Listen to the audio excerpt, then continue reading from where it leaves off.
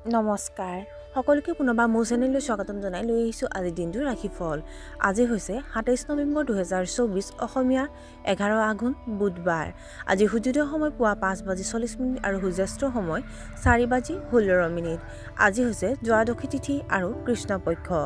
আজিৰ দিনটোৰ প্ৰথম ৰাশি হ'ল মেঘ ৰাশি। ব্যৱসায়ত অসুবিধাৰ সন্মুখীন হ'ব। আপোনাৰ যিকোনো বাকী থকা কাম সন্ধিয়া সম্পূৰ্ণ হ'ব পাৰে। আপোনাৰ বেয়া অভ্যাসবোৰ উন্নত কৰিবলৈ চেষ্টা কৰক। অত্যাধিক কষ্টৰ বাবে মাংসপেশীৰ বিষ হোৱাৰ সমস্যা হ'ব পাৰে। আপোনাৰ জেদী স্বভাৱৰ বাবে আপোনাৰ ঘনিষ্ঠসকলে বিচলিত হ'ব পাৰে। গালি-গালাজ ব্যৱহাৰ নকৰিব। বৃষ ৰাশি। আপোনাৰ ঘৰত শান্তি সম্প্ৰীতি থাকিব।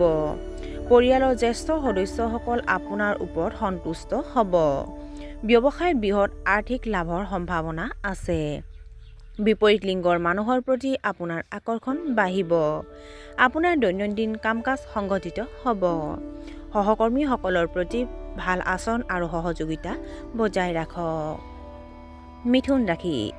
চাকৰি বিচৰা সেই যুৱকসকলে হয়তো ক'ৰবাৰ পৰা চাকৰিৰ অফাৰ পাব। আপুনি হয়তো ব্যৱসায়ত ডাঙৰ বিনিয়োগ কৰিব।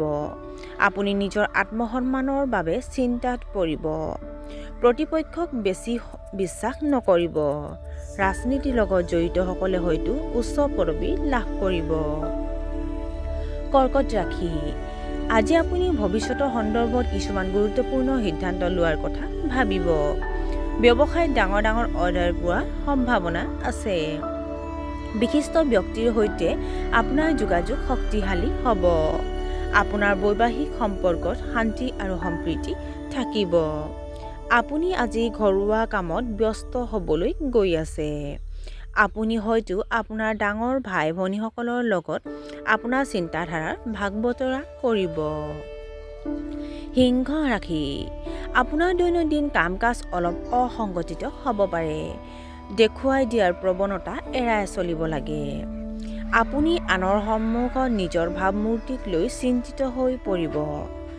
আপোনাৰ বিৰোধীয়ে আপোনাক অসুবিধা দিবলৈ চেষ্টা কৰিব। নিজৰ স্বাস্থ্যৰ প্ৰতি একেবাৰে অসাৱধান নহ'ব। পৰ্যাপ্ত পৰিমাণৰ পানী সেৱন কৰিব লাগে। কন্যা ৰাশি। আপুনি আপোনাৰ পাৰিবাৰিক জীৱনটো সম্পূৰ্ণৰূপে উপভোগ কৰিব। পঢ়া-শুনা ছাত্ৰ-ছাত্ৰীয়ে ভাল ফলাফল লাভ কৰিব। আপুনি হয়তো আপোনাৰ জীৱনসংগীৰ সৈতে চিনেমা চাবলৈ যাব পাৰে। ভাগ্য আপোনাৰ পক্ষত থাকিব। আপোনাৰ কিছুমান কাম সন্ধিয়া আবদ্ধ হৈ পৰিব পাৰে। টকাৰ বিষয়ত আপোনাৰ সমস্যা হ'ব পাৰে। তুলা ৰাশি। স্থাৱৰ সম্পত্তি ক্ৰয় বিক্ৰয় কৰি আপুনি লাভ কৰিব। ব্যৱসায়ীসকলে ধন ঋণ দিয়াৰ পৰা বিৰত থাকিব লাগে।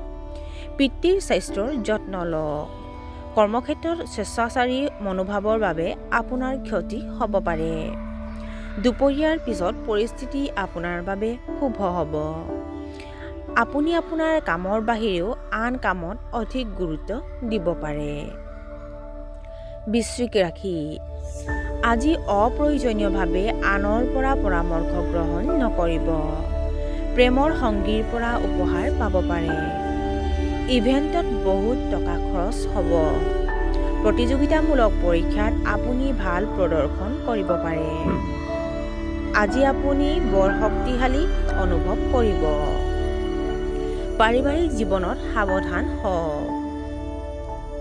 ধনু ৰাশি। অপ্ৰয়োজনীয় খৰচৰ পৰা আঁতৰি থাকিব লাগে। খং উঠাৰ পৰিৱৰ্তে শান্তিপূৰ্ণভাৱে কাম কৰক। পৰামৰ্শদাতা সম্পৰ্কীয় কামৰ দ্বাৰা আপুনি উপকৃত হ'ব। পুৰণি বন্ধু-বান্ধৱীৰ লগত ফোনত কিবা এটা আলোচনা কৰিব পাৰে। অংশীদাৰিত্ব ব্যৱসায় কিছু সমস্যাৰ সন্মুখীন হ'ব পাৰে। মকৰ ৰাশি। আপুনি আপোনাৰ আত্মবিশ্বাসৰ জৰিয়তে জটিল বিষয়বোৰ সফলতাৰে সমাধান কৰিব। দিনটো আপোনাৰ বাবে অতি অনুকূল হ'বলৈ গৈ আছে। জীৱনসংগীৰ লগত ভাল হওক। আপোনাৰ ভাল অভ্যাসৰ পৰা মানুহে প্ৰেৰণা ল'ব। নতুন নতুন উপাৰ্জনৰ উৎস গঢ়ি তোলাৰ সম্ভাৱনা আছে। আপোনাৰ প্ৰেমৰ সম্পৰ্কত ঘনিষ্ঠতা থাকিব। কুম্ভ ৰাশি। আজি আপুনি পৰ্যাপ্ত জিৰণি ল'ব লাগিব। অংশীদাৰিত্ব ব্যৱসায়ত স্বচ্ছতা বজাই ৰখা উচিত। সাৱধানে ইণ্টাৰনেট ব্যৱহাৰ কৰক। কমিশ্যন সম্পৰ্কীয় ব্যৱসায়ত লাভ হ'ব। আনৰ কামত হস্তক্ষেপ নকৰিব। কৰ্মৰত পেছাদাৰীসকলৰ আয় বৃদ্ধি হ'ব পাৰে। আৰু আজিৰ দিনটোৰ শেষৰ ৰাশিটো হ'ল মীন ৰাশি। দিনটোৰ আৰম্ভণিৰ অংশটো অতি অনুকূল হ'ব।